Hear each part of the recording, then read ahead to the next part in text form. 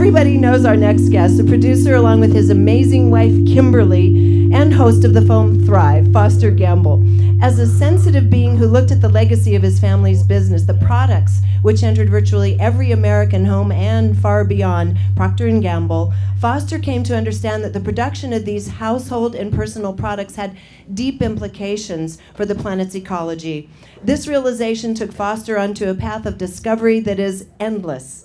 Ultimately, he amassed enough knowledge and connections to launch the Thrive movie and internet platform for global connection and change. Today, he speaks about our need to come together in a new, more generous and more collaborative way for the emergence of the new energy movement and all of its needs and complexities. Please welcome Foster Gamble.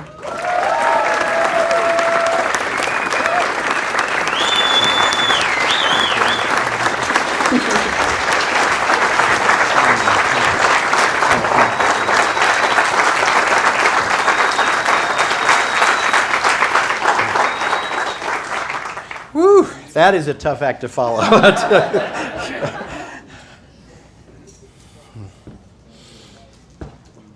Oh man, I am so honored to get to do this with this group. I love having my mind blown. You probably know that. And these last few days have been a really rich experience of having my mind continually blown by as amazing a collection of people as I have ever come across. And I am privileged to get to be the one to stand up here right now.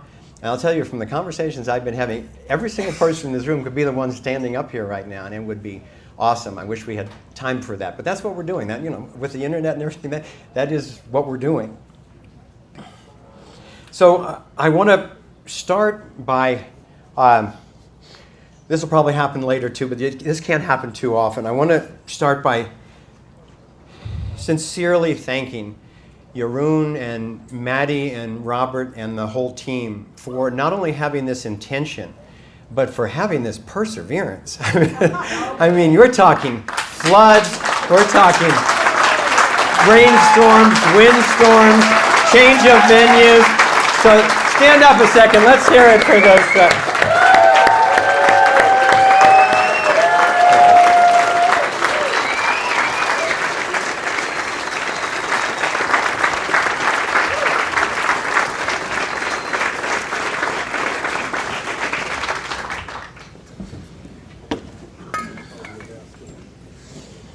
And next, I want to send Kimberly's love to all of you. She's very sorry not to be here. And I just get moved talking about her. And obviously, I wouldn't be here if it weren't for her. The film, if I had made it, wouldn't have been nearly as good. It wouldn't have appealed to so many people because she brought that blessed, critical feminine energy in there and taught me how to speak about really challenging topics, dangerous topics, in a way that women would want to hear about it, and that young people would want to hear about it, and that people would trust it to pass on to their friends. And so I carry her with me everywhere I go, and she sends her love and thank you for what all of you are doing in the world and for sharing the Thrive movie the way so many of you have been doing. Thanks for that. So I want to, this is working. I want to give you a quick preview of what we're going to be talking about. The BEM crew has been very generous in giving me this time. I was delightfully surprised because I'm usually short on time in a talk like this. For those of you who might have been confused, some people thought I was going to give the same lecture and then an hour later give it again. That's not going to happen. So we're just going to keep going. I'm going to cover what I think is most vital for right now for this group. And then I hope to have some time for interaction, because that's the part I enjoy most. And with this amount of time, it's too long for you to sit and just listen to one talking head. So we'll just dance with all that. So let me give you a quick preview of what I want to cover. First, I want to talk about the human relationship, and in particular, my relationship to energy and power. And then I want to talk about the relationship of the Thrive movement to new energy. I've got a lot of exciting updates for you on that. And then I want to put the whole thing in the context of our global predicament that makes it a lot more challenging at times, and yet is at the same time teaching us exactly what we need to learn to be powerful enough to bring all of this through at this unprecedented moment in history. And then I want to talk about solutions, because that's why we made the whole movie. And one of the main aspects of solutions is bringing whole energy access devices safely and successfully out into the world. Then I want to read a poem. Some of you have heard it before, but I was moved on an airplane flight once to the Extraordinary Technologies Conference in Albuquerque. I was just up at 30,000 feet and thinking about you, thinking especially about the inventors and what they go through. I've had the privilege to be involved in this field for 15 years and with mad scientists all my life. I might be one. I just kind of try to cover it up a little bit. And then we'll go into the Q&A. So let me talk a little bit about energy. Energy is who we are. It's what we need and are fighting over. It's what's used to control people. I think my conscious relationship with energy started in the experience that I illustrated in the Thrive movie when I was told by my teachers in elementary school to duck and cover. They turned the siren on. We were all supposed to imagine this nuclear war was imminent. And I was under the desk like that. And that was the moment. Well, it was actually probably the most traumatic moment of my childhood. I was blessed with fantastic parents. So my trauma came mostly from elsewhere. And so that's the moment when I decided, okay, these adults probably really don't know what they're doing here. So I'm really curious. And then I went off to a boarding school in the East Coast when I was 14. So I was kind of, alone and scared, and I really had this whole nuclear thing in mind. And it was right during the actual occurrence of the Bay of Pigs thing, and we were being informed about that. And it was as close as we've come, at least to the public knowledge, to nuclear war. And so I was carrying this a lot. And then I was in my bed one night, and all of a sudden I'm woken up to this siren is going, there's these bright lights are blinking through the window, and there's this deep growling sound. I'm like, oh no, this is it. We've done it. So literally I jumped out of bed, ran under my desk. And I'm thinking, no, this isn't going to work. What actually was happening, thank goodness, was that there was the first snowstorm of the year, and this snowplow was growling along the road outside my room. It had a siren and these lights going on. So it was a tremendous relief, but it also reminded me how easily that could be the real thing. So that was the same year that I had the vision that I described in the movie when I was riding on the school bus and looking out the window, and probably the light blinking through the trees helped put me in trance, and all of a sudden I'm looking at a full-blown atom with these electrons going around it. I'm like, whoa, that's interesting. I was studying atomic physics at that time, and before I get off into that, so then the atom transforms into this solar system with the sun at the center and these planets going around the outside. I'm like, oh, there's really a similarity in that pattern. And then the whole thing went into my body, and I just had this total kinesthetic sense that I was that pattern. And I estimate I'm like halfway in between in scale between this tiny little thing and this vast solar system. So that was the day that I got obsessed.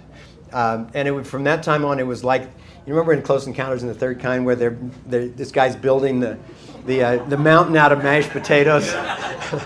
Well, after sports in the afternoons, I would go back up to the physics lab, and I was building something. And nobody knew what I was building, including me. But I was very intrigued with the refraction of light. So I took this great big flashlight, this light generator, this beam, and I started refracting it in glass blocks. And I just kept refracting it. And finally, what I ended up doing was taking it around in a complete loop until the light came in on itself. And it was like, ooh, maybe that's it. So I remember turning off the light and looking, and I was just in bliss. There was this floating torus of light in the physics lab. And I'm running around telling all my friends, this is it, this is it, this is what I've been building. And they're like, whoa, that's really cool. What is it? I said, I have no idea, but this is it. Now I'm beginning to understand what that was. And more importantly, I'm increasingly grateful for the inner guidance that was showing me that. Because what I really get now, it was trying to teach me in every way that it could how we can relate to energy. What is energy? How is it dancing, and how can we dance with it instead of trying to blow it up or crush it or explode it or burn it or whatever. And so that's a lot of the quest that ended up leading me on my path. And it went from this whole nuclear fear to geometry. I became really preoccupied with how does nature build. And a friend introduced me to Arthur Young, Reflexive Universe, the Walter Russell, The Secret of Light, and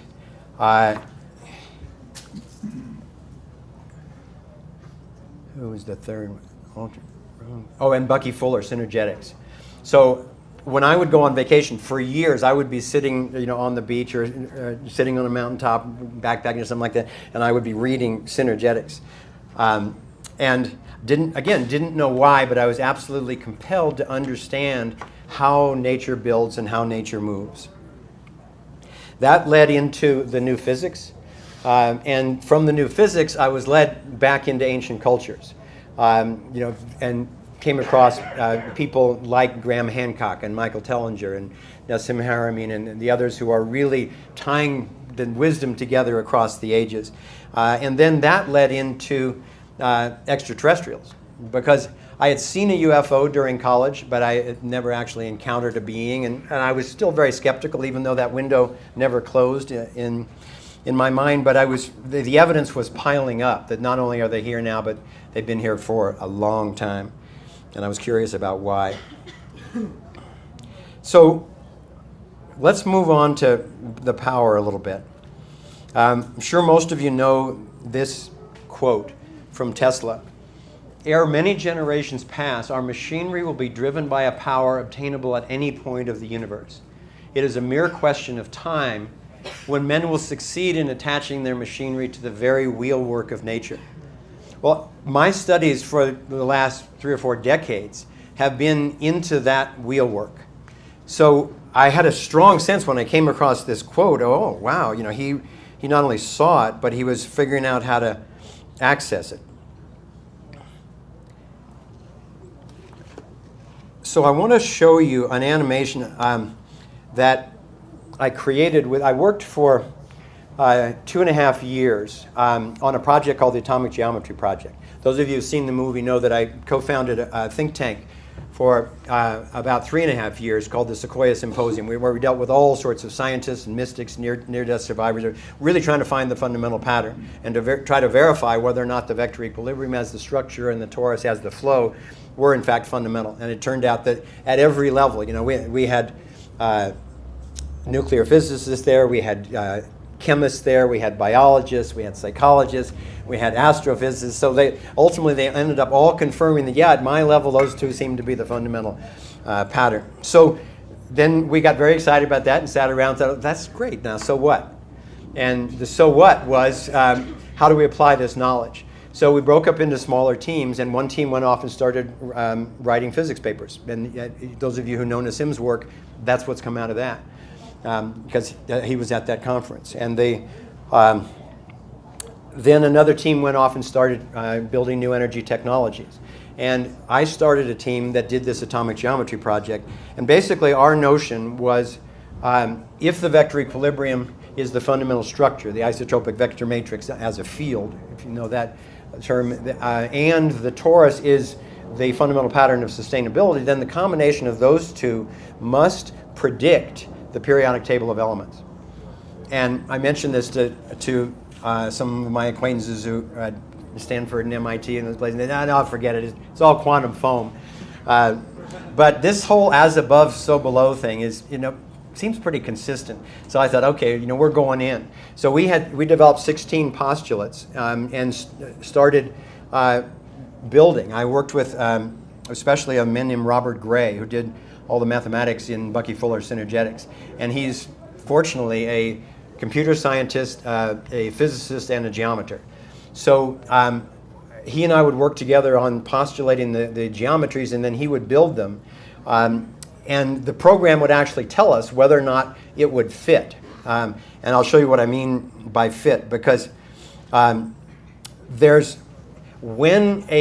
light is moving as a loop, as in an electron, apparently it's moving at the speed of light, and when you get a charge moving at the speed of light, you're going to get a magnetic field, depending on which direction. Polarity is going to depend on which direction it's rotating. So when you put those fields together, near each other, they're either going to draw each other or they're going to repel each other. So that became the gear mechanism for putting together all the 92 elements and all the 7 rows.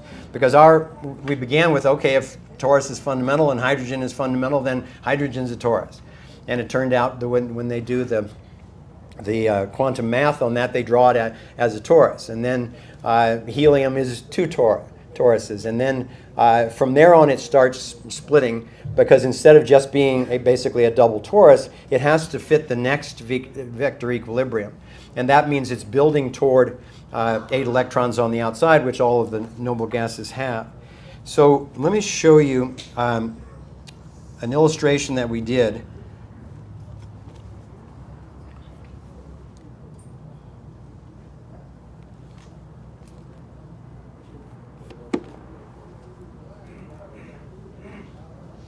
This is the argon. This is our model of the argon atom in pretty old software. Goba Lobo is here today. He's the one who did all the visual effects for Thrive. He's probably cringing at this, but this laid the groundwork for what he did.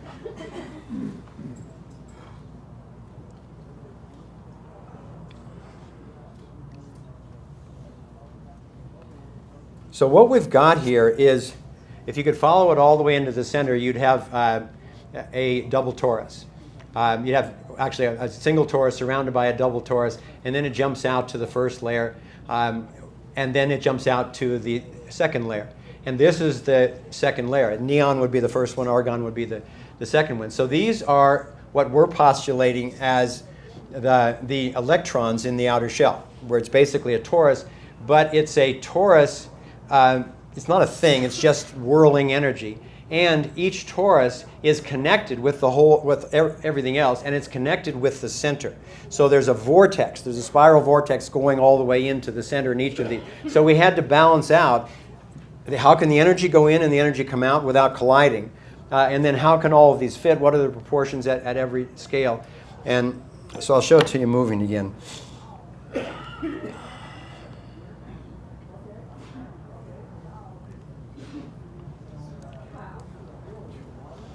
So each one of those tori is moving at the speed of light. And I don't know what speed the argon atom would be going at, but this is super fast. So what we were trying to do is say, okay, if you could fly down into an atom, what would it look like? And it ends up, you get a wheelworks. And basically those 16 postulates ended up predicting every single layer of the periodic table, where the number of protons and electrons is consistent according to these basic patterns, but also the patterns as you're building out between layers, where the vector equilibrium is the completeness. That's the noble gas. That's the inert elements. In between there, you have to go through these intermediate steps, and it's all simply the most efficient energy patterns, which end up being the Platonic solids.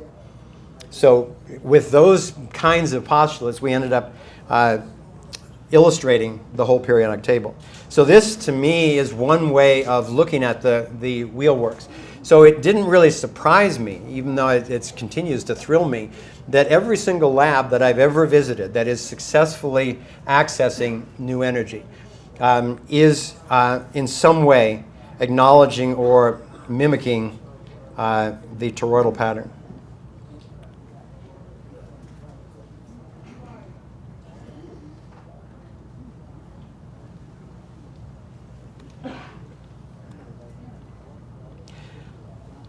Okay, raise your hand if you, I won't take this personally, but if you haven't seen Thrive, raise your hand.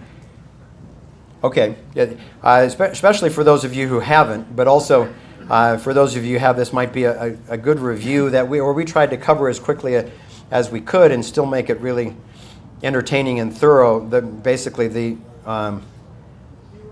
the new energy predicament, the possibilities and the predicament that we're in.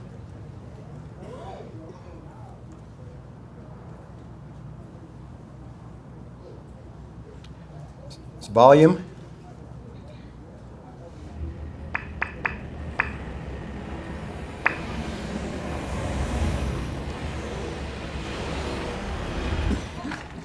It turns out that scientists as far back as the early 1900s have been developing alternative ways to access electricity without combustion. Nikola Tesla believed he had tapped into what he called radiant energy. Many scientists believe he was accessing what's now called free energy.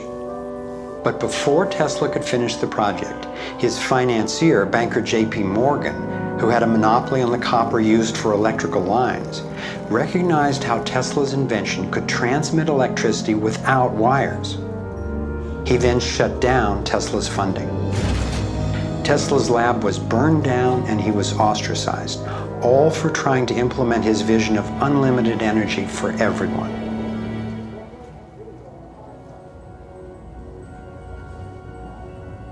A modern-day inventor, Adam Trombly, was inspired by Tesla's work and by the possibilities of the torus.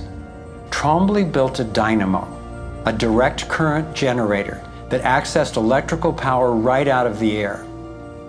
We were trying to demonstrate that by mimicking the magnetic field of a planet and rotating this device, we could actually create a dynamo that would work. And in fact, it did work, and it does work. So when we contemplate nature, when we contemplate Jupiter, or we contemplate a dynamo like the Earth rotating in space, we're basically talking about a magnet which is rotating in space. And the lines of flux of the magnet are pouring down and through in this toroidal pattern of the magnetic field. It's also expanding and contracting. It's breathing. It's taking in the energy of space literally and transforming it. Right here in this toroid, we have enough energy to transform the entire Earth. And that's not just a theoretical statement, it's literally true. To contemplate the implications of this means that every single place on Earth suddenly has power. Every single person on Earth suddenly has power. We have universal abundance. Trombly had been invited to demonstrate one of his generators at the United Nations and the US Senate. But these events were undermined by the first Bush administration. Then the device itself was taken in a government raid. Trombly's experience isn't unique. Almost every time I found an inventor with a promising new technology in the field of free energy, he told a similar story of suppression. Inventor John Bedini began working with Tesla's theories of radiant energy decades ago and has produced an assortment of battery charging devices that generate more energy than it takes to run them. He announced that he was going to start offering them at low cost. Soon after that, he was attacked in his lab and warned not to produce the devices. For his own safety, he had to let go of marketing free energy. These are all devices from labs I personally visited.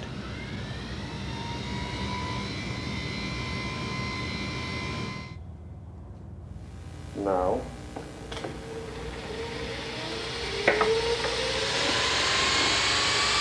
Now, the quality of this footage is obviously poor, and I'm not expecting this to convince you.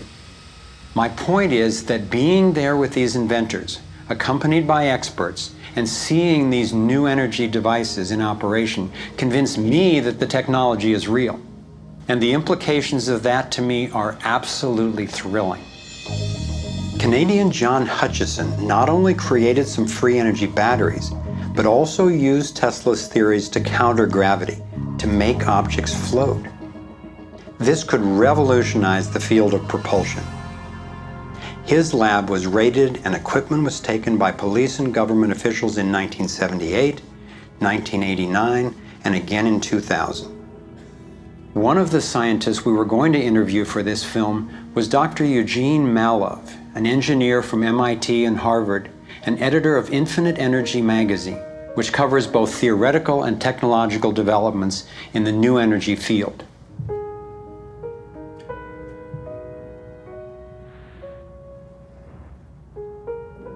Dr. Malov was mysteriously beaten to death in 2004.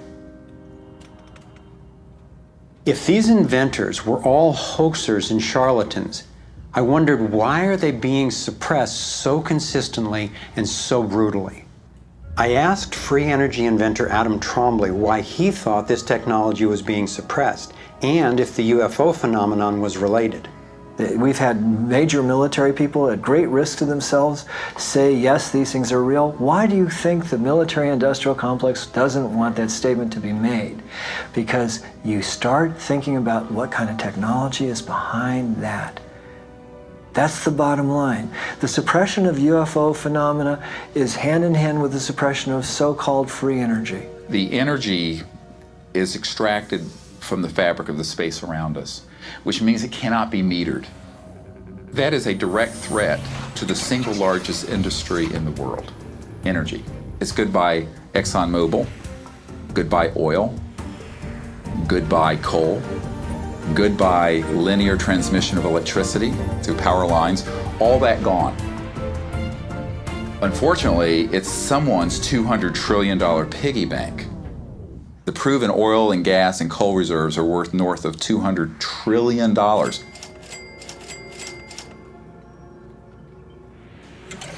This information coming out would completely change geopolitical power more than anything since, well, in recorded human history. And it would happen in a generation. I started to examine the breakthrough solutions, and much to my surprise, these concepts have been proven in hundreds of laboratories throughout the world, and yet they have not really seen the light of day. Rather than smashing things together and trying to control the explosion, these new technologies rely on blending, of dancing with what naturally is. The common denominator of all the free energy devices I've seen is that they mimic in one way or another the torus energy shape. You don't have to believe in free energy technology to be concerned about the repression of ideas and inventions. I found myself thinking, what better way to justify our dependence on oil, coal, nuclear, and other dangerous and dirty technologies than to claim there are no better, cheaper alternatives? It was my beloved wife and creative partner, Kimberly, who kept bringing me back to the human implications of my scientific research. For me, as intriguing as the torus and ETs and free energy are, the most compelling question was, would understanding these things really help alleviate human suffering in any way? And it turns out it can. So much of the pain on the planet has to do with the lack of access to energy. Can you stay warm? Can you get food and water? Can you get hospital care? All that has to do with energy access. If there is a fundamental pattern, which makes sense to me that evolution would be efficient in that way, and we can align with that pattern to create new technologies that will solve these problems, then it's worth it to me to open my mind to these socially taboo subjects. If the new energy technologies were to be set free worldwide, the change would be profound. It would affect everybody. It would be applicable everywhere. These technologies are absolutely the most important thing that's happened in the history of the world. Let's have a little shout out for Brian O'Leary.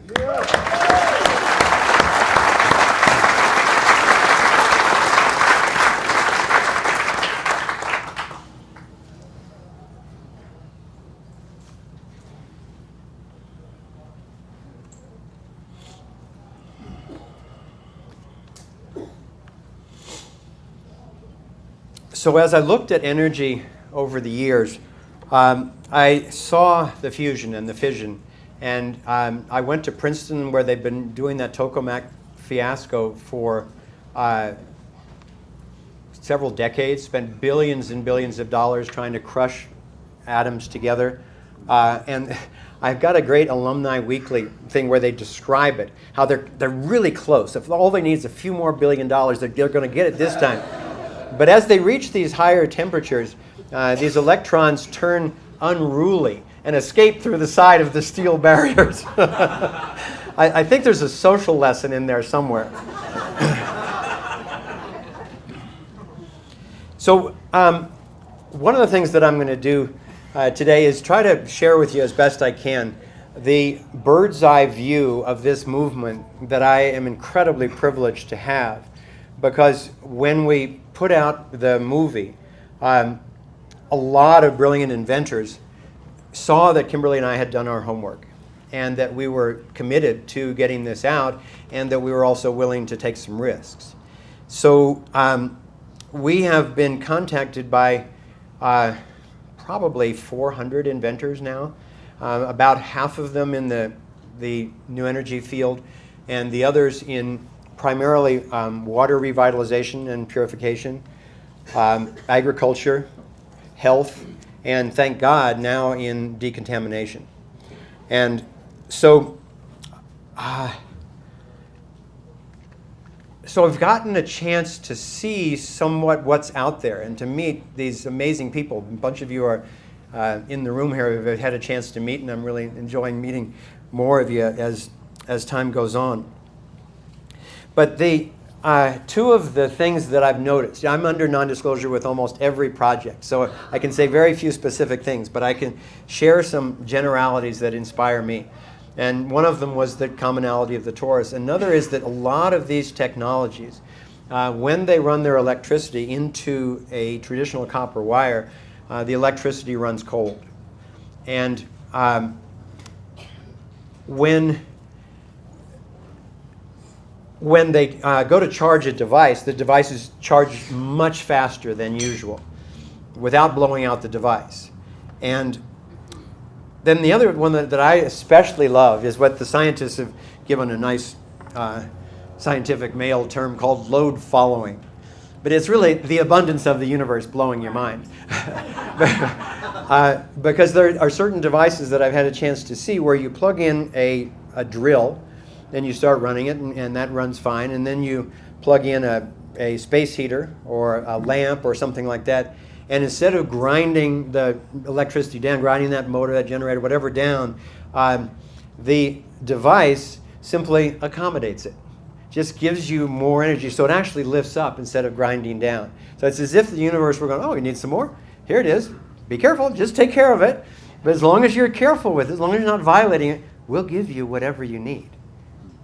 And that has been such a lesson for me. When the first real mind blower of my life was when I came across the nonviolent martial art of Aikido, because I had a deep inner sense that there must be a way to be powerful and to be gentle at the same time. And I had studied other martial arts, and I wasn't finding them. I learned a lot about defending myself, but usually at the cost of the other person. And Aikido was the first one to show me that there is a way. And of course, it's about recognizing your toroidal energy form, recognizing another person's toroidal energy form, and even if they're attacking you, humbly step out of the way, literally recreate their intention, therefore taking away any conflict, neutralizing the attack, and then resolve the conflict without injuring the person, either by immobilizing them or disengaging in them. And I ended up studying and teaching that art for 15 years because it was such a revelation to me. And it's informed everything that I've done since then. It's throughout the movie, even though we only mentioned it once, it informs everything.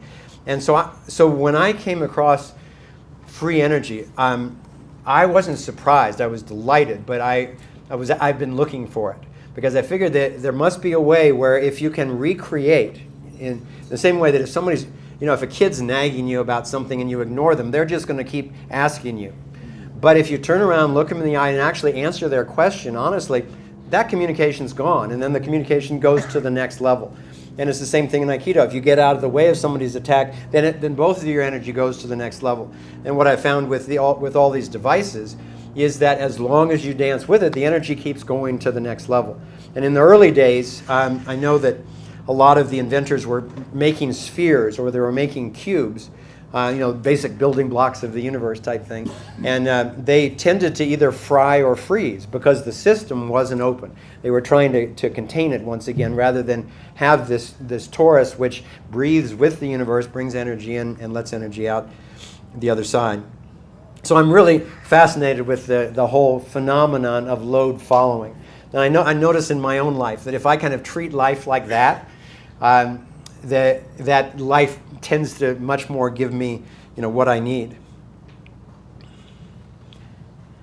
I personally am gravitating toward the devices which have to do mostly with resonance or rotation or geometry, spirals, vortexes, that type of thing. I'm checking out very actively, but more leery of any radiation technologies, including the leaner technologies. And it just moved me to tears 2 nights ago to see Mark LeClaire and to hear what he and his partner, his colleague, had gone through being around that device. So it's one of the things that I want to learn about. And those of you who have expertise in that, please educate me as we go forward in this, because even at the tiniest level, I think if we're cleaving or fusing, I think it's very risky, and I don't think we need to. And at least the devices I've seen that don't bother with that, it's got all the energy that we need. I want to say one more thing about the torus, which is these devices are not only going to get rid of pollution and get rid of carbon tax and get rid of smart meters and on in terms of the poverty, hunger, all of that. But they also change the paradigm. Because when you've got a device that you just can't argue with its accessing infinite abundance, it's a lot easier to go, oh, well, maybe we do live in a universe of infinite abundance as long as we dance harmoniously with it. So there's another level beyond that which is really important for me, which is the relationship of the torus form to consciousness. And for me, that's the greatest gem of all. And I think it has been as brutally suppressed as the devices throughout the centuries, because I think that there has been esoteric knowledge about the power of the torus in consciousness that those who would want to control other people's lives seized a hold of and then went about confusing people or hiding that knowledge or punishing people who came across it. The interesting part is I think that they then tried to use that technology but couldn't very effectively. And it's why in a lot of the satanic things and so forth, you'll have these sacred geometries, but they're always inverted or they're twisted or there's something, because I think that the consciousness of trying to use that for control literally twists the experience. And the technology that I'm talking about in terms of consciousness, I'll give you a couple of examples. I had a very powerful experience, life-changing, at the Monroe Institute about 27 years ago. And for those of you who don't know about it, they've been exploring the beyond-the-body experience for now about 40 or 50 years. And they've got many teams of adepts who are incredibly good at it. And most of them got trained initially on this hemisync, which is this binaural beat. You listen to these headphones, and it has a different beat in each ear that sets up a beat frequency. And they can then adjust that beat frequency into the alpha range, into the theta range, whatever. And it is just conducive. It helps you get there quicker and synchronize the hemispheres of your brain. So I was having amazing experiences there. And then one night the trainers had been kind of joking with us, calling us tape junkies. And so I started to think, I wonder if I am a tape junkie. I wonder if I'm depending on this technology for the experiences that I was having. So after everyone else went to sleep, I went into my little soundproof, light-proof unit and did the inductions that they had taught us. And here's where the key of the technology comes in. There are many techniques and more advanced as you go along, but the fundamental one they always use is one you create what they call the reball, the resonant balloon. In your mind's eye, you create a torus around your body with the energy coming out the top, going around back in your through your feet and spiraling up. Their logo is a torus with a kind of an ephemeral body spiraling out of it. And then along with that, they would teach you to chant and to find your resonant tone. And while you were visualizing that, you would find your resonant tone. And when you were doing those two things, when you recreated the torus, the energy torus that's already there, physically, emotionally, mentally, causally, etherically, and so forth. It's already there. We're just recreating it. So literally, when you recreate it, the energy moves to the next level. And it happens by creating the torus and then tuning the torus. And pretty soon they don't even really like the out-of-body term very much, because if you get out of your body, literally, completely, it's tough to get back in. It's called death. But but there's always this silver thread that is tied, they refer to it as, is tied to you. And then people who get very adept at it can do remarkable things. And as you learn to do it more and more, it settles your physical body. It helps to clear your emotions. It helps to clarify your mind. And then those go hand in hand with exploring new realms, and particularly altering your self-identity. You go from this skin-encapsulated ego to, this is pretty interesting, and then pretty soon you're the solar system, and then pretty soon you're the galaxy, and pretty soon there's no boundaries, but you still have a center. So when that happens, it tremendously liberates your consciousness. And at that point, you become a lot more difficult to control. David Icke was talking about this a little bit this morning too. And he's done a great job of reminding people that the very first and most important thing that we can do about this agenda to dominate us is liberate our own consciousness. And then from there, the sky's the limit. You can do it, whatever. And as you do, you end up finding like-minded people. And look at this. We're all over the world. We're finding each other.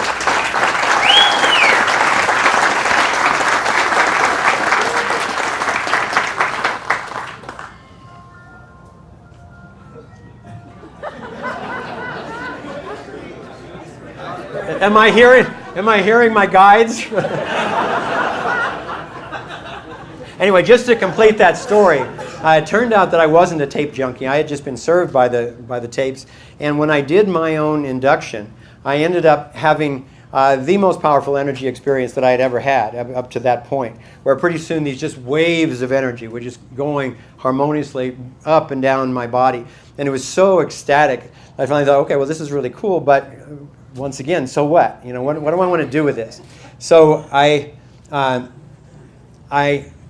my first question to come to mind was, while I'm in this state, they had talked a lot about guides and guardian angels, and I'm open to it, but I'd kind of had the thought that people use that as people to blame, or people to get to do the stuff for you which you haven't done yourself, or something like that. But they kept talking about them, and these are very sophisticated people in terms of consciousness and mind travel and so forth. So I thought, okay, if I have guides or guardian angels or whatever, if you're out there, I would really like a sign. Well, you got to be careful what you ask for, especially in that state. Like that, there were two luminous eggs of light, literally toruses of light, on either side of the bed I was lying on. And the warmth that was coming to me from these two light toruses was so powerful. It wasn't radiant heat. It was spiritual warmth. The tears just started streaming down my face. And I just said, thank you. I will never have to ask again.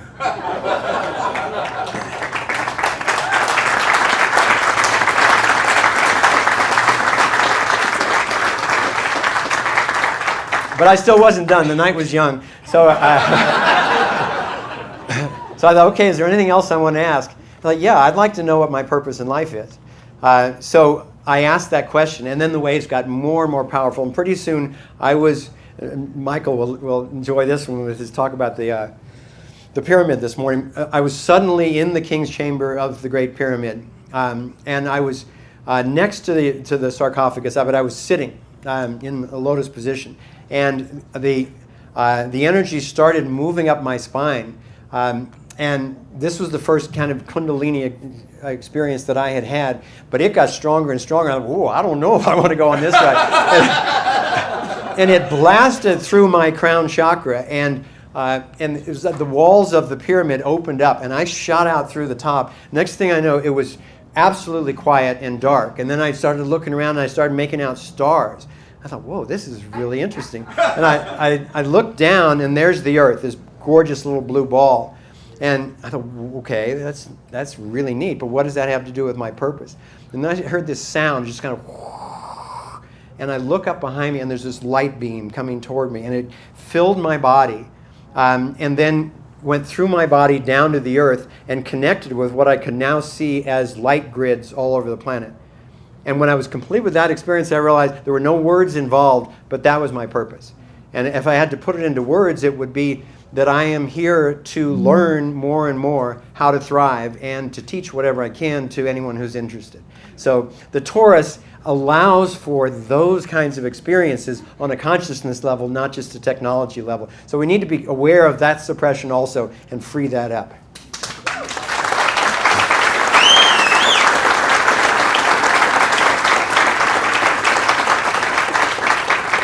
Thank you.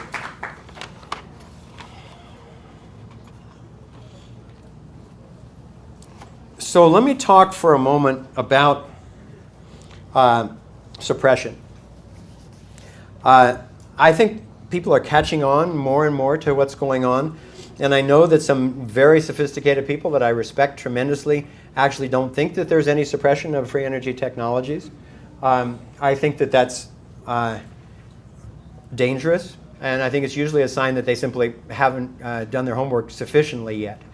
And so for anyone who doesn't think that it has been going on, and it's particularly a poignant area for me because I've had friends killed, and I've had friends disappear, and I've had friends be threatened and gagged, ordered, and forbidden to do their life's passion. And so I am very serious and sober about taking care of these inventors because the situation is changing, but it's certainly not safe yet. So for anybody who doesn't think it's going on, I recommend that you go to your search engine and just put in Tesla or Sweet or Inumada or Keeley, Farnsworth, Trombley, Searle, Pantone, Dollard, Tawari, De Palma, Langenberg, and the list unfortunately goes on and on and on. And then secondly, for those people who still think that a free energy device is not possible, I think the key thing is distinctions here, because free energy can be a very misleading term, as David Martin was pointing out the other day.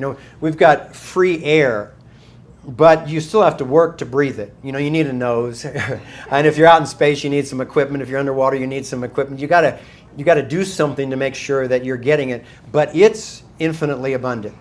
And I think that free energy more accurately means it's not like free beer, it's like free air. And this morning, Dr. Modell was talking a little about the distinctions of the second law of thermodynamics, and the key one for me is the system you're analyzing open or closed? Because as far as I know, second law of thermodynamics was fundamentally describing closed systems. And you can do a pretty sincere job of closing off a system, and you'll get that traditional behavior. I ultimately, as he was saying also, don't think that any system is closed, because every system is made up of molecules, which is made up of atoms, and they're completely open. So this whole notion of a solid thing needs to be inspected at a larger level. And then finally, if you have done any homework at a serious level on the ET presence on this planet. The evidence is so overwhelming when you look at the data of people like Stephen Greer and Richard Dolan, who's here this weekend. It's virtually undeniable, whether you've experienced it directly or not. When you have over 500 high-level military, government, and FAA people giving their witnesses, it's time to pay attention. So we need to protect these brave truth tellers also. But the point that it leads to is, if they're here, and if they've been here for a long time, do you really think that they burned Exxon for 30,000 years to get here from the closest solar system? So it opens up the question of, well, okay, how do they access energy? How do they propel their ship? And how do they alter time and space in a way that they could actually get here in one lifetime from anywhere else in the so-called physical band? Okay, I want to talk a little bit about the predicament, the context for this kind of suppression. I want to read a quote from Chris Hedges. He brought it together quite nicely. He said, "We now live in a nation where doctors destroy health, lawyers destroy justice, universities destroy knowledge, governments destroy freedom, the press destroys information, religion destroys morals, and our banks destroy the economy. And I would add to that list that those who control our access to energy limit and conceal the true possibilities of accessing energy." So let's just look very quickly. Let's look very quickly at just those old flip books where you could see the little cartoon character moving. This is like a flip book of our current predicament. So we have the Patriot Act. We have the NDAA. We've got FEMA camps, and you can be kidnapped at any time and put in one of these camps or rendered to some other country. We've got Homeland Security buying over 2 billion hollow point bullets. That's enough, I think, to run an Iraq war for 30 years or something like that. Yep. And their first excuse was, oh, that's for target practice. Well, nobody uses hollow points for target practice. And so when they got busted on that, they said, oh, well, we're trying to save money by buying in bulk. So then we've got our drones. 30,000 authorized already over this country. We've got the urban drills that are including foreign troops. A lot of foreign troops coming in and participating now. And you got to ask yourself, why is that? Because studies show American military is less apt to fire on American citizens. So they're importing other humans to do that. And there's a lot of equipment moving around the country right now. We've got our friendly... we had one sentence, I think, in the Drive film about how all of your emails, texts, phone calls, and so forth are being captured and monitored. And then it just went on to the next topic of the movie. And a lot of people were like, no, really? Well, nobody's saying that anymore. Now and then we have your basic humiliating public violations at the hands of the TSA, so to speak.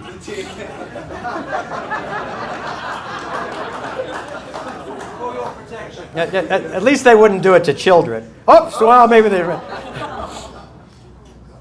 All right, then they've got their attempt to chip people, and this one is still ongoing, but it's one of the areas where I'm so proud of people for waking up and saying no to the National ID Act and to all the different attempts that they've been doing to try to chip people to monitor and control them.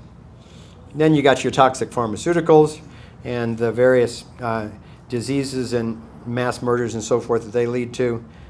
This isn't the fun part of the lecture, by the way. Then you got your GMOs, you got fluoride, you got chemtrails. For those people who think that this is just regular contrails, I have hundreds of pictures and videos from my house. I happen to look out over Monterey Bay. And so anytime they're there, I'm recording. And this was the first one I saw like that. It's like, oops, they must have forgot. There must have been a commercial flight that forgot some luggage or something. And then an hour later, they came back and did it again. So give me another good exploration for that one. Okay, then you got HAARP doing all of its earthquakes and storm gathering and all that kind of stuff. And all of this is rooted fundamentally in the economic scam. Because you wouldn't be able to get away with this in a free society. You would be prosecuted right away. You would be pressured out of business. You would not be able to receive insurance. You would not be able to have any business customers. You would be locked up. So I'm not going to go into this in depth. If anybody is uncertain that there is a financial scam going on, go watch Thrive. And this basically lays out the overt pyramid, where we're at the bottom, and then the government is on top of us, and we're trained to think that Obama's, leader of the free world, and he's like the kingpin. Well, he works for at least 7 levels above him, and his behavior over the last 6 years or whatever pretty much confirms that. And then, because above the government, it's become clearer with Citizen United and so forth that the government really works for the corporations. And now they're not even pretending that that's not true anymore. And there's a new bill now, somebody will remember the name of it, but there's a new Citizen United type thing that's going to go even further. Anyway, so it's legal bribery at the hands of the corporations, but the corporations are all, major corporations are all dependent on the cost of capital. And if you have questions about that, sit down with Catherine Austin Fitz. She'll explain it to you very clearly. But the key to they're not spending their own money on these big projects. They're borrowing it way cheaper than you and I could borrow it, and that's what allows them to have those kinds of profits, one of the things. So they've got to have good relationships with the banks where they can get that kind of money. And then the big banks like Chase and Bank of America, Citigroup, Wells Fargo, and so forth, they're beholden to the central banks. And virtually every major country has a central bank. I think in 2001 there were 7 countries left. Now I think there are only 2. I think it's Iran and North Korea. The rest of the so-called axis of evil has been central bankified. And then above the regular central banks are the IMF and the World Bank. And I want to say one quick thing about that, because this is a hopeful sign. There's a lot going on behind the scenes in the international financial markets right now, and one of the things is that the Asians and the BRICS countries are standing up to the Western Illuminati banksters, and they're saying, no, you screwed up. You're ruining our grandchildren's planet, and you don't get to be in charge anymore. And that's tough to say, yeah.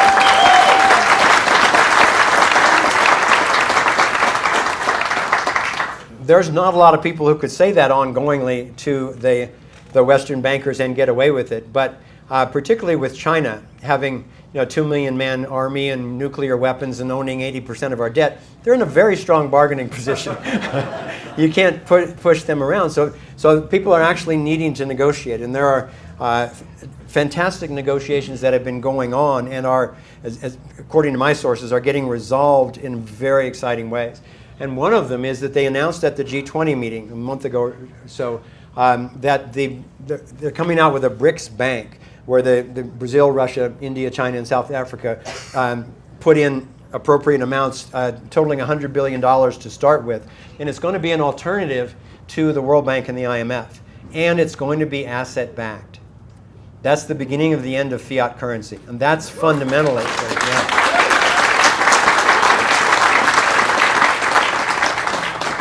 And along with that, they're developing a new rating service. The Wall Street rating services, of course, they're owned by the Wall Street banks or controlled by the Wall Street banks. And when they actually did drop our credit rating, they were hauled into court immediately and threatened and all this stuff. And so very quickly, the rating went back up to AAA, even though the big banks are hundreds of trillions of dollars in debt, and you can see what the U.S. Treasury doesn't have.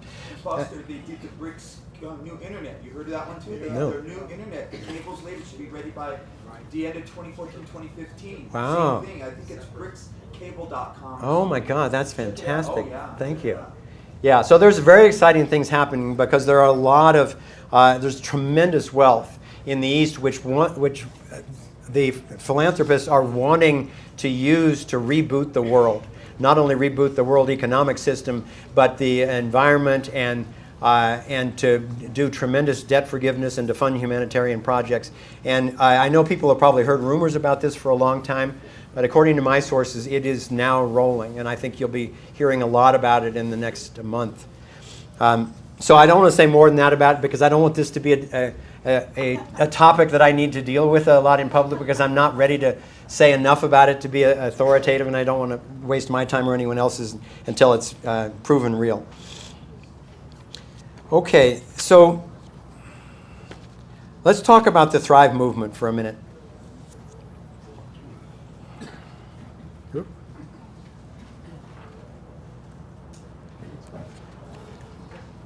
So, given that everything, as far as I can tell, is in its existence only as a function of purpose, I want to start with the purpose, the mission of Thrive Movement.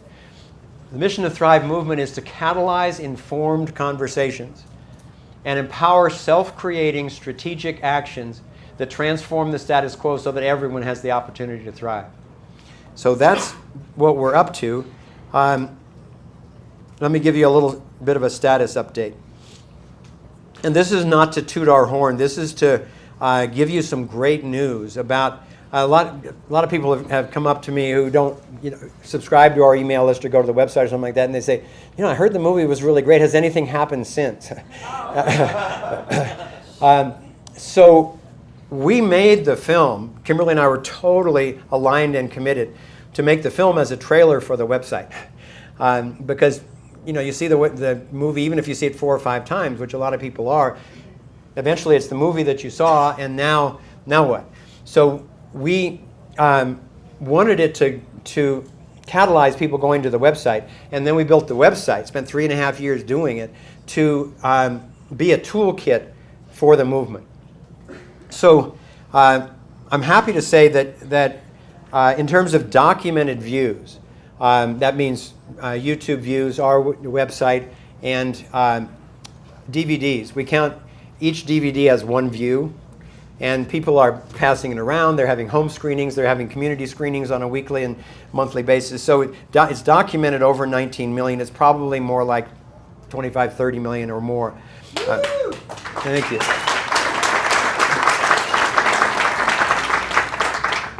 It's currently being watched by over 1 million people a month in 27 languages. We put it out in 10 languages in 17 different countries, have come to us and said, we need this in our language, can we do that? And some of them were languages like Portuguese, which covers Brazil, and a bunch of dialects from India, which it's just reaching so many more people now. We were voted by the public the Transformational Film of the Year. We were, at the same time that we were excluded from a lot of film festivals because we were too controversial. We didn't go to film festivals before the film came out because we didn't want to risk the exposure before it was spread on the internet and the toothpaste couldn't be put back in the tube. But we did apply to a bunch of, we got into some and won awards in some, but it was a shocking reminder to see that a film that popular would not be shown at these. It also reached the status of a #1 documentary in Japan, and we're currently doing a Thrive book with an agency in Japan. Kimberly and I toured more than 30 cities and just packed houses everywhere for screenings and solution summits. Glenn Martin's here from Australia, who was there in Australia at Gold Coast when we did the screening there. I mean, we didn't do a screening. People had already seen it. We did a day-long solution summit. And I'll tell you, those Aussies are ready to go. It was so fun. And one of the most exciting things for us in visiting these cities is that we get to see the good news. You know, it's hard, you know, it's easy to get bad news on the internet, you know, real bad news. And it's easy to get false bad news on the corporate media. But to actually be reminded who human beings are, it's like the feeling that was in this room these past few days, that we're seeing that everywhere. And people are not only ready to go, but they really want to get organized. And in a minute, I'm going to talk about our Solutions Hub and tell you the kinds of tools that we're providing for them, which seem to be working very effectively. But it was been so positive for Kimberly's and my morale just to get out in the world and see, oh yeah, this is who humanity is once they're given the opportunity to be informed and do something about it. Our website is getting 50 to 100,000 unique visitors a week, and people are starting to explore the depth of it. In the beginning, people were just coming and seeing the movie or looking at the top 10 action list or something like that. You could literally go on that website for a year and not hit the same page a second time. So it's really in-depth a toolkit for people who are taking action. As of a couple of days ago, well, let me say it this way. As we traveled around, what we noticed is that people were spontaneously creating Thrive-inspired solutions groups and then taking on various issues. And so when we saw that everywhere and realized that a lot of them, for instance, every city we went to, somebody was working on GMOs. And they would approach us and say, you know, we're really taking this on, but we don't really have the information or know who to partner with. We need help in getting going on this. When you hear that from everyone, you realize if they just turn to each other, because we don't have the time to do that, was never our intention to do that, and it's not necessary. So one of our goals is to decentralize the sharing of critical information. So now they are on our Solutions Hub, they're posting petitions and they're posting class action lawsuits and resources and funding sources and all sorts of things like that, so that people don't have to recreate the wheel. So any group that's farther along is teaching the ones who are just catching on. So when I checked a couple of days ago, it is now, and this is what excites me the most of all, it's already 894 solutions groups in 90 countries. And they're taking on over 120 issues.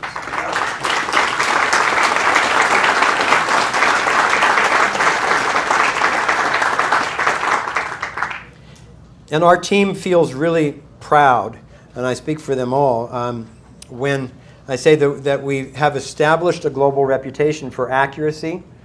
People challenged us up one side and down the other to try to undermine the film when it first came out, but we spent a lot of money and time having it independently fact-checked twice. So people realized, oh, okay, well, I have to try to do something else. You know, go after the Procter & Gamble angle, or he must be an Illuminati shill, or all of that.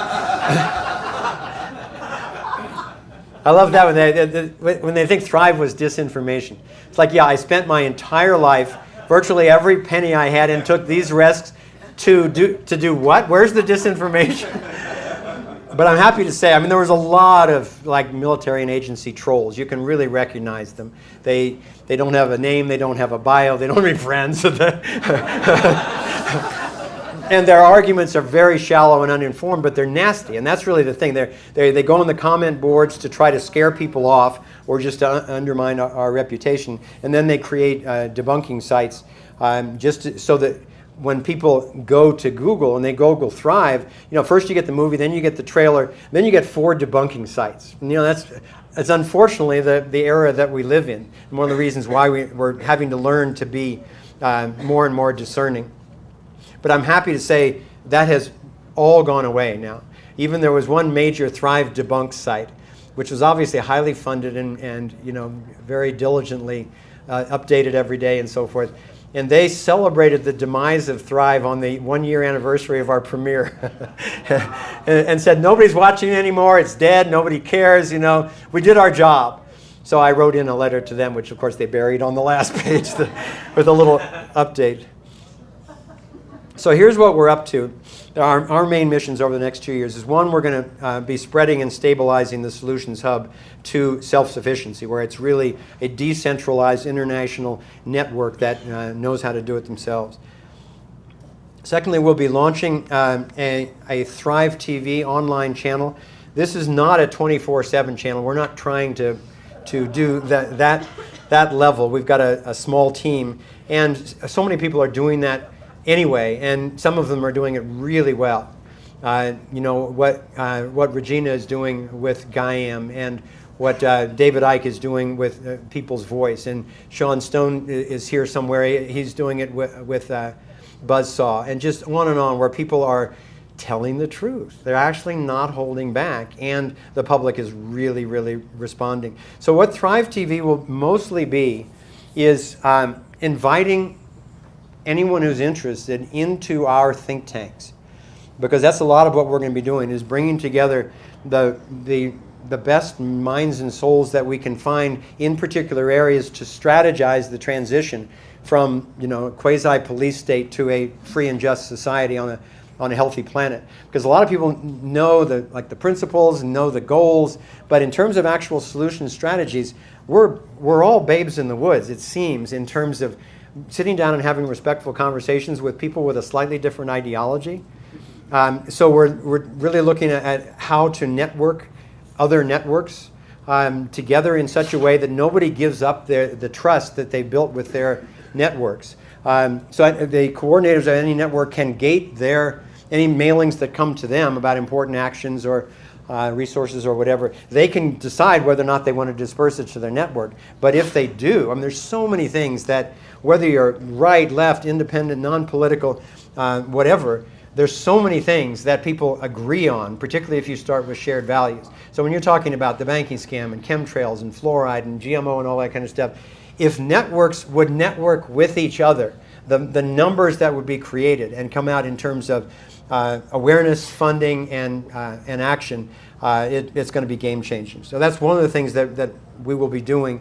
And I'm not going to spend too much time on it today, but the most important conversation on the planet to me is the conversation for true liberty. And most people don't know what I'm talking about when I say that. And most people go, oh yeah, patriotism and the Constitution and all that kind of stuff. In this audience, there's probably quite a few who do, and thank you for that. But this is, Sasha was talking about it the other night, this is truly the sovereignty of every sacred being. And no one has any rights that everyone else doesn't have. So, on the one hand, it's obvious. Yeah.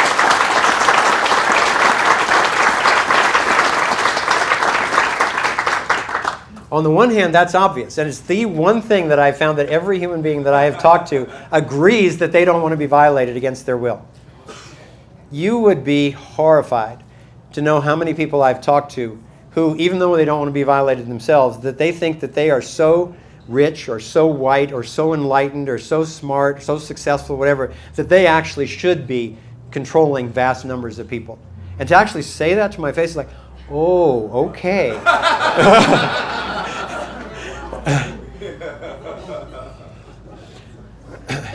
So I'm writing either a long paper or a short book on that right now,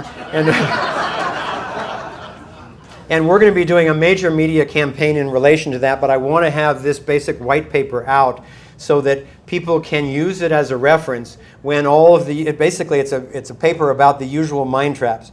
Yeah, but what about the basis for this is, if you agree that nobody should have rights that anyone else doesn't have, and nobody should be violating anyone else, well, there goes government.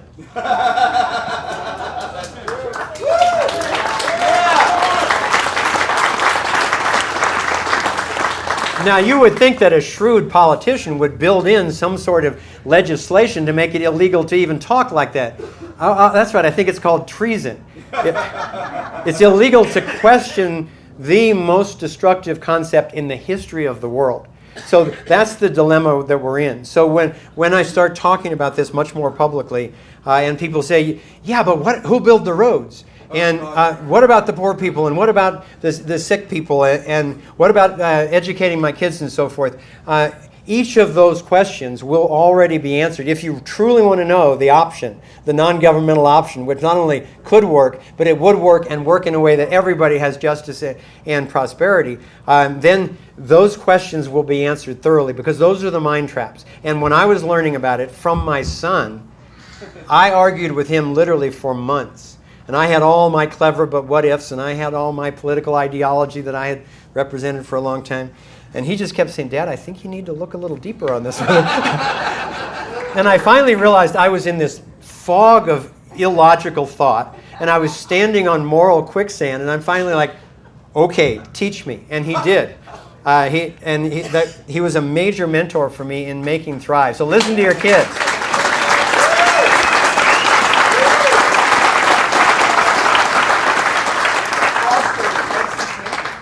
Oh, his name is Trevor Gamble, and he's 32, and he put a lot of his knowledge in a book which he has recently self-published called The Secrets to Nonviolent Prosperity, The Principles of Liberty.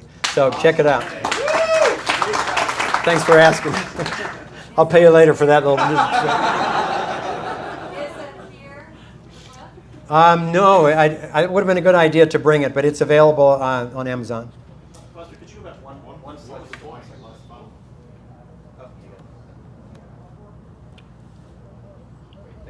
So one of my main teachers, and to me perhaps from my point of view the greatest living philosopher, maybe the greatest philosopher ever, because he stood on the shoulders of other ones and went beyond, is a man named Stefan Molyneux.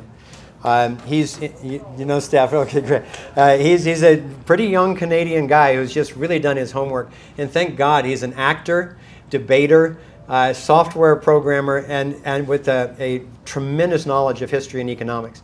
So he's really funny and entertaining, as well as being just mind-blowingly brilliant.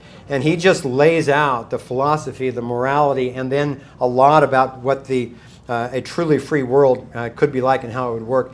And I want to share this one quote from him, because it really brings it down to the fulcrum of the whole thing.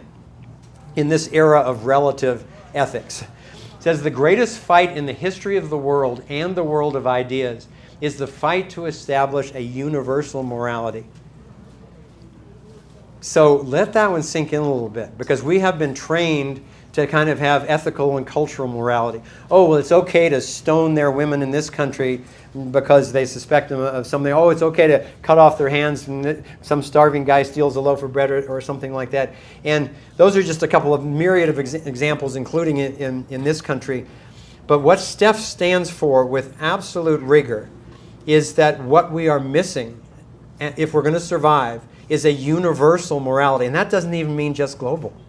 We're talking about a universal morality, and basically it is the non-aggression principle, the non-initiation of force against anyone else.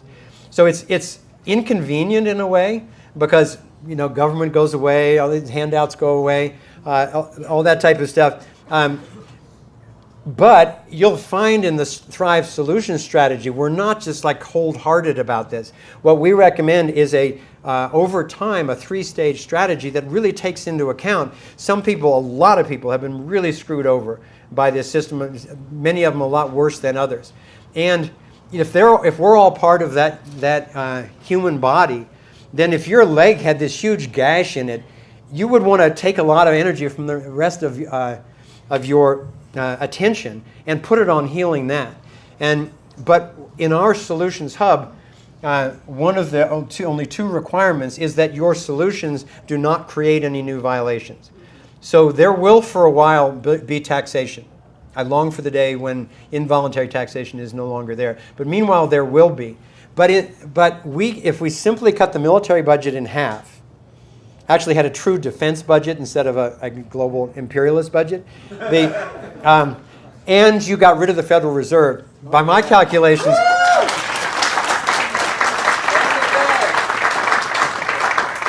so that frees up literally trillions of dollars a year. And Lester Brown has, in his Plan B, has estimated that it would take $192 billion, I think, to turn around the poverty, environment, health, and justice worldwide, 190 million a year. And we're talking about freeing up trillions. Billion a year. Freeing up trillions just from doing those two actions. So that helps to fund the transition.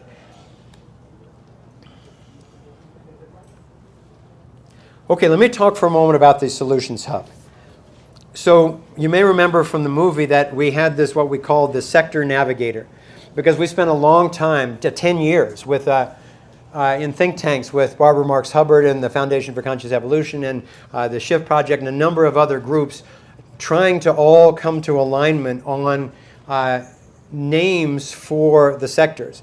We were all aligned about if the universe uses the vector equilibrium as its mother structure, we might as well do that too. So we had 12 with one in the center, and worldview was in the center. And we finally all came to agreement on these sector titles. And they're not the right ones, they're just the most useful ones we've found.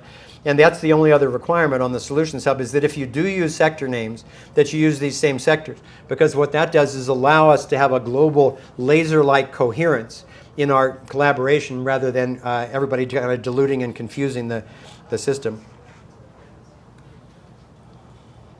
And here's the 2D version that starts taking on the toroidal aspect.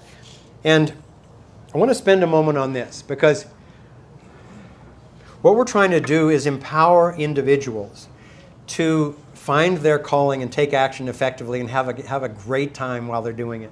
So what we recommend in our solutions toolkit and in our solutions workshops is that people who find out what's going on deeply enough that they go, I think I want to do something about that. Great. A lot of people contact us and say, well, what should I do? And I said, well, that would be back in centralized power. I have no interest in telling you what to do. But here are some tools that we have found really useful. And the first one is, it's not up here, but the first one is take a moment, sit down, and write down your purpose in life. I found that I was ruffling some feathers in social situations when I would often ask, oh, hi, nice to meet you. What's your purpose in life? So I do it usually more tactfully. I wait at least a minute or something like that. But the truth of the matter is that's what I most want to know about you. And then I want to know other details too. But it's shaping everything you do. So I want to know that, because that makes it easier for me to support you and to align with you. 10 minutes? Okay. To a break? Could you have 2 hours? Oh. Okay, how should we handle this? I was generously given 2 sessions. Do you want to take a break? I know it's a long time. Do you want to take a break and have people come back, or just people go in restroom if they want to? At 5:30 is the dinner break, which is in 10 minutes. There's a break anyway, and then it's up to Sasha and whoever's doing Oh, I see. to Oh, wow. decide how to come back together again after dinner at 7. Okay. Yeah, unfortunately we got started a little bit late. I think the best thing for me to do then is to wrap this up as quickly as I can so we don't get too far behind schedule. So we invite people to ask themselves, what is your purpose? Once they're clear on that, then say, what sector are you most drawn to? Science, relations, education, environment, justice, health, and so forth. Then ask yourself, what level of engagement draws me the most? Am I someone who wants to meet immediate needs? Or am I someone who would rather work on systemic change? Or am I someone who feels more drawn to being part of the consciousness shift? Now, it may overlap those, but we've found it's very helpful for activists to try not to take on saving the entire world yourself, but to actually identify yourself in these ways, then start, go to the Solutions Hub or somewhere else and find people with similar interests that you can work with. Relax into doing your mission, your calling in a supported way, while knowing that all of the other sectors and all of the other levels are being handled by really competent people. And it's true, every single solutions group we've ever been with, even if there's only 30 or 40 people in the group, all of the different sectors and levels seem to be handled. So here's a map on the Solutions Hub where you can find other groups. You can search by issue. We post updates on things that are going on from various groups around the world. and then also resources for effective action here. This is a Stop Smart Meters flyer, but those sorts of resources.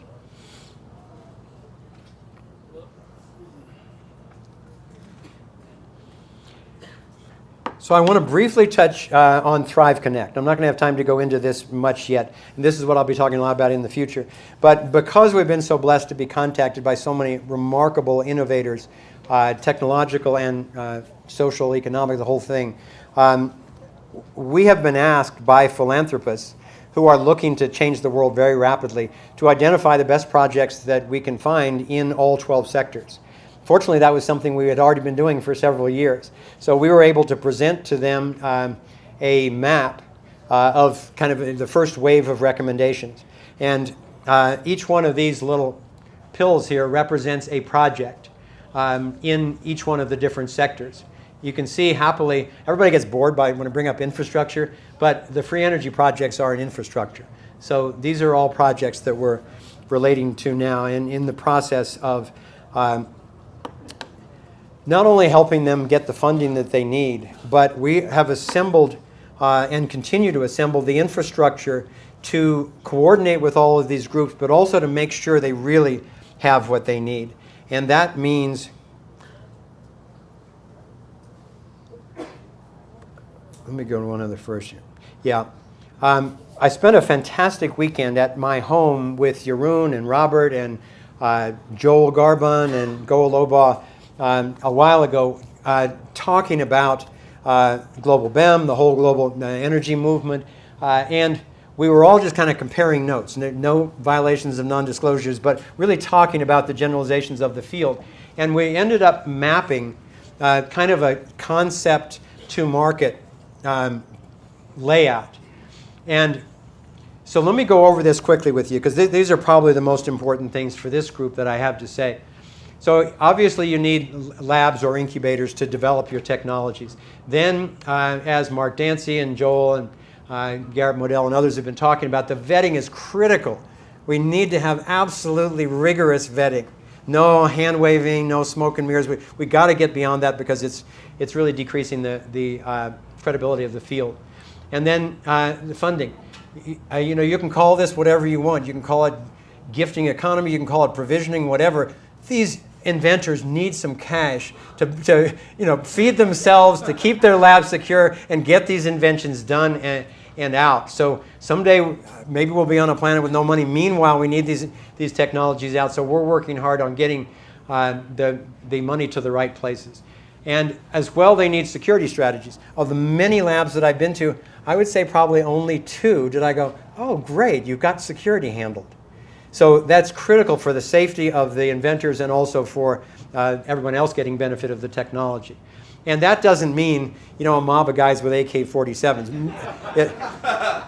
If the FBI knows about you and they want to crash your lab, guess what? They're going to crash your lab. But if you've got multiple surveillance systems that are live streaming to remote locations, YouTube, the world sees that the next day. And it's going to be like NSA on steroids. It's like the world's going to go, oh, they are shutting down those technologies. I wonder why. Don't let that happen anymore. And we've got a fantastic security team that will be available for labs that need that. Legal as well. Legal structures and legal defense funds, to set aside money so that if they try to stop you with frivolous lawsuits, you're ready. Business models. Yep.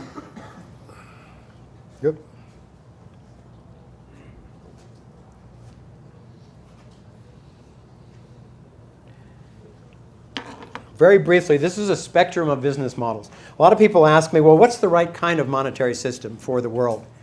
And I said, to me, that's the wrong question. As soon as you're talking about the system, somebody's imposing their will on other people, and liberty's gone. So you're going to end up with a corrupt system. So what I'm looking for is a free market in currency, free market in everything, but responsible, honest. And same thing, free market in business strategies for getting technologies out. And on the far end is an inventor goes, wow, I did it. I'm going to give this to the world. It's on the internet that night. I don't know that it's happened yet, but I think that it probably will. The second one is giveaway with philanthropic compensation. There's one lab that I'm dealing with in South America right now. We haven't had a chance to send the vetting team down yet, but if they've got what they think that they've got, and my ideal would be to hook them up with these philanthropists, and they say, okay, what's your fair price to where you'll feel like, great, I feel fully rewarded, and so you'll put that amount of money in escrow, and then you put the plans in escrow, and then they both get released at the same time. So it's not a corporation coming in and taking the technology and shelving it, but it's an inventor getting rewarded, or his team or whatever, getting well rewarded for what they've done, but then just putting it on the internet, and that's the easiest way to get it out. Because if they try to stop you, it's a free speech issue, just like the Ellsberg paper, the Pentagon Papers, and that's already got court precedent.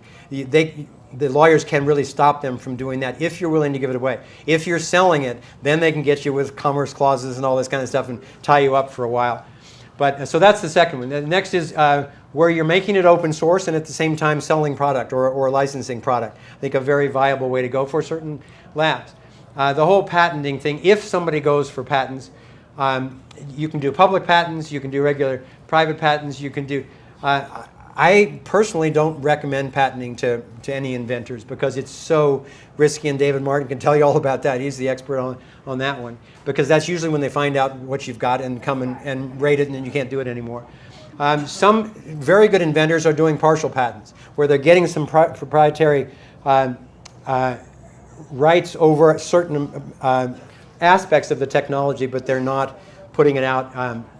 They're not showing their whole thing, so that people don't know that they're talking about a new energy device. And some people are going for foreign patents. I think it's a little safer in some countries, but ultimately it's not what I recommend. Though I honor someone if they want to do that, and that feels right to them. The key thing here is that each inventor, each lab, each business team should be free to choose the one that they want to go on, as long as they're not violating anyone else, and hopefully they're as informed as possible when they make that decision. And then there's conscious VC.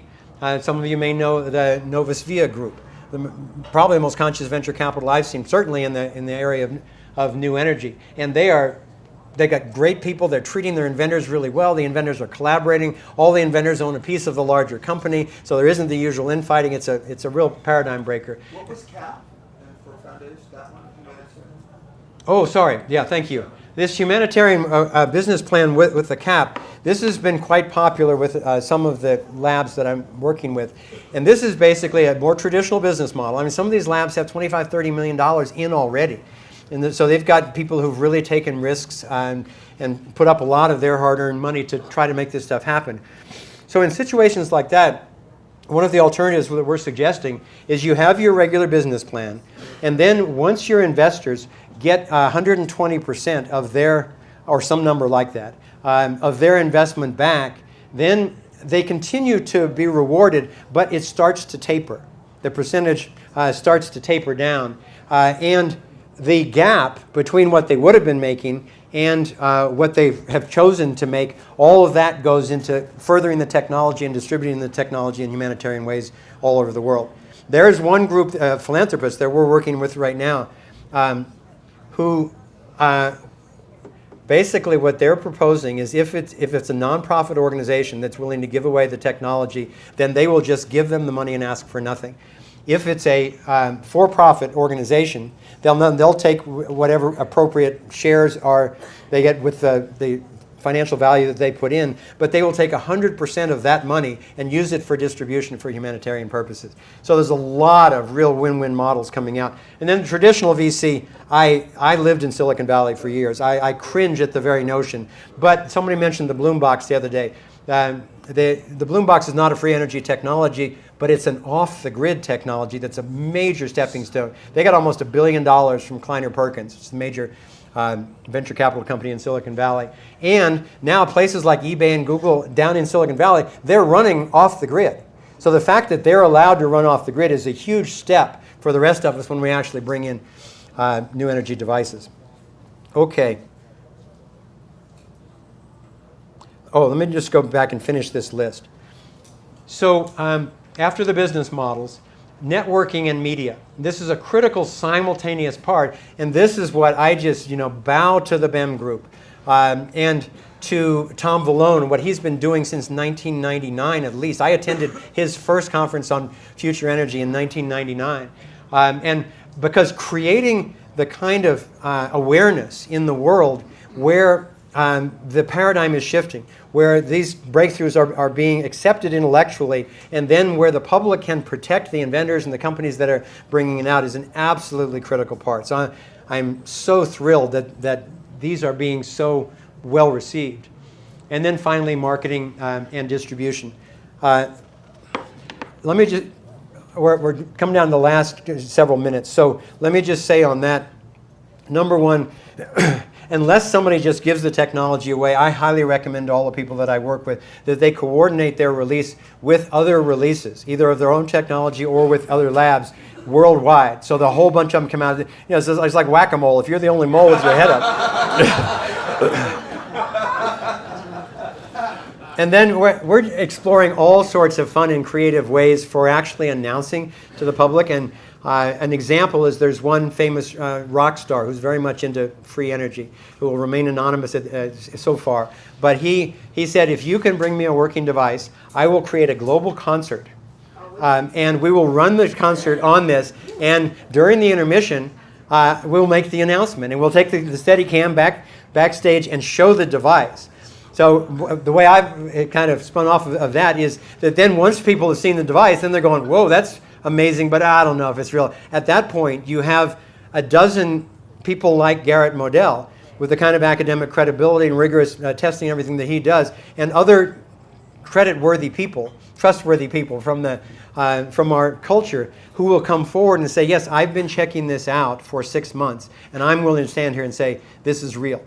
And then on the big screen behind this panel comes up, okay, now this is in a village in South Africa. And here's one in a Native American tribe in Alaska. And here's one in Asia. Here's one in South America. And they're already using these technologies. And yeah, thank you.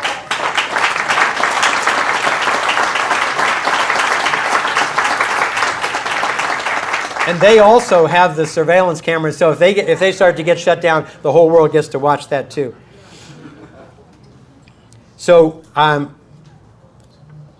two quick things and I'm out of here. I want to read this quote from Goethe, which I oftentimes read it at times when it just feels like too much. And I know we all go through those from time to time. It's just like, I don't know if this is worth it. Anyway, I love the way he says, until one is committed, there is hesitancy, the chance to draw back, always ineffectiveness. Concerning all acts of initiative, there is one elementary truth, the ignorance of which kills countless ideas and splendid plans. That the moment one definitely commits oneself, then providence moves too. And I think we're all experiencing that.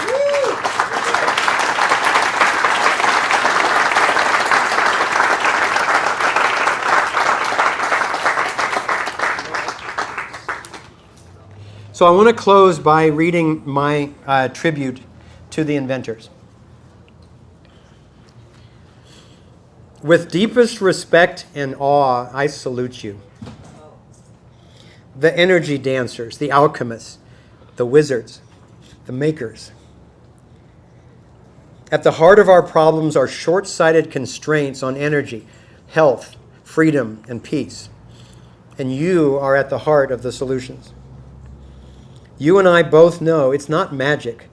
It's relentless, soulful curiosity and commitment. Humbled by repeated failures to learn from, informed by interdimensional and inner guidance, honed by endless hard work and the need to align rigorously with cosmic principles. You adventure in a realm where ego, false hope, hand-waving, and exaggeration have to crumble and fade away for success to be realized. Honoring the flows of nature for those moments of tingling illumination, when the mist of unknowing clears and you see beyond the shadow of a doubt, and you have answered your calling. And then, even if you make it to the top of that mountain of successful innovation, there are more peaks whose ascent is required.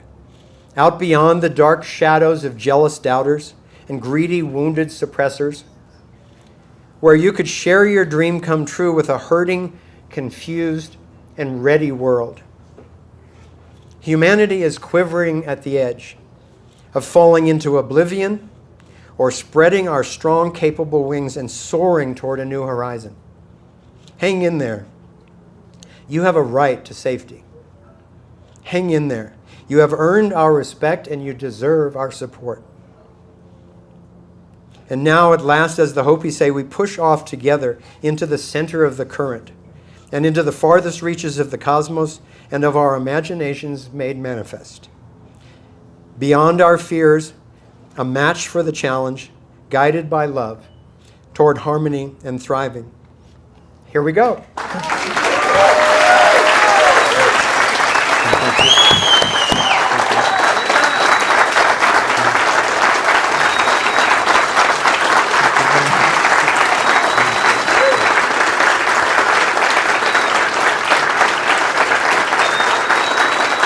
Thank you very much.